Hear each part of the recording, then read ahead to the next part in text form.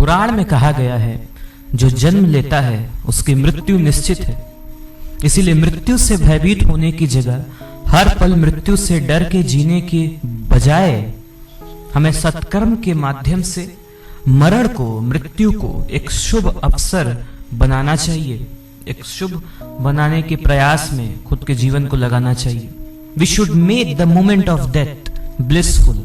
हमें अपने, जब हम मरे, जिस क्षण में हम मरेंगे आगे चल के, सबको मरना ही है एक दिन, तो उस क्षण में कुछ ऐसा करें या ऐसा महसूस करें जो बहुत अच्छा हो। डर के जीने का कोई अर्थ नहीं है। जैन संत आचार्य तुलसीदास एक बोध कथा सुनाया करते थे। एक मछुआरा समुद्र से मछलियां पकड़ता और उन्हें बेचकर अपनी जीविका चलाता था।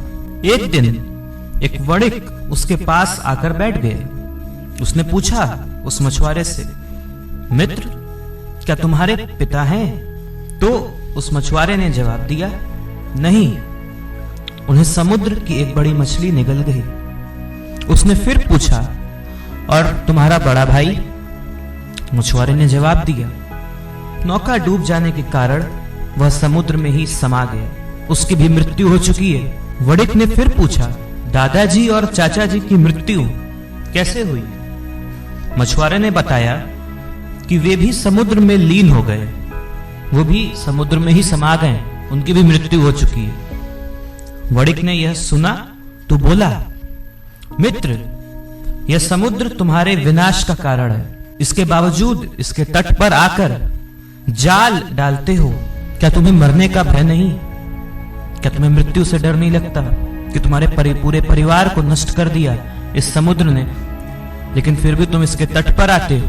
मछुआरा बोला, मौत जिस दिन आनी होगी आएगी, उसका कोई समय नहीं है, वो कभी भी आ सकता है। जिस दिन आना होगा मृत्यु को दर पर, वो उस दिन आ जाएगी।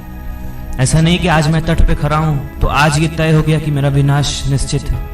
हो सकता हो मेरा विनाश कल हो जाए, हो सकता हो विनाश कभी ना हो सकता हो मैं किसी अस्पताल में मरूं।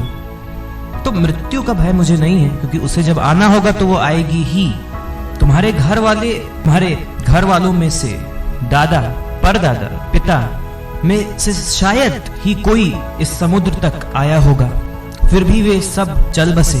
तुम्हारे घर में तो ज्यादा लोग नहीं आए होंगे ना समुद्र के पास, लेकिन फिर भी वो मरे या नहीं मरे, मर गए, वो तो मर चुके हैं। मौत कब आती है और कैसे आती है आज तक कोई भी नहीं समझ सका है।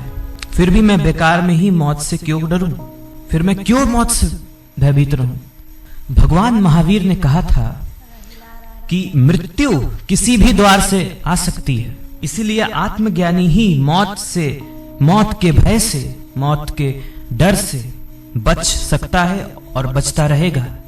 मृत्यु किसी भी डोर से आपके घर में घुस सकता है।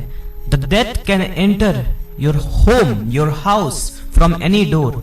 हो सकता हो वो आगे के दरवाजे से आए, हो सकता हो पीछे के दरवाजे से आ जाए, हो सकता हो खिड़की में से कूद के आ जाए। The death can enter your house from any door.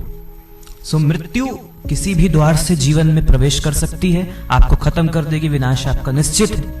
इसीलिए जब हर तरफ से ही मृत्यु घेर के बैठी हुई है तो आप बचोगे कहां? और अगर बच नहीं सकते तो डरने का भी क्या मतलब है?